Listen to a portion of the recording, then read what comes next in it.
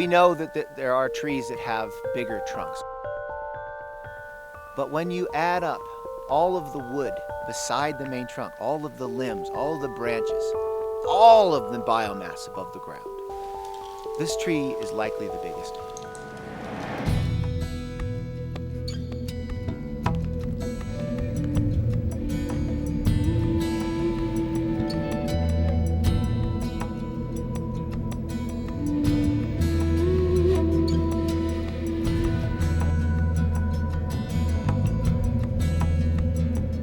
The reason we want to do these portraits, people get it.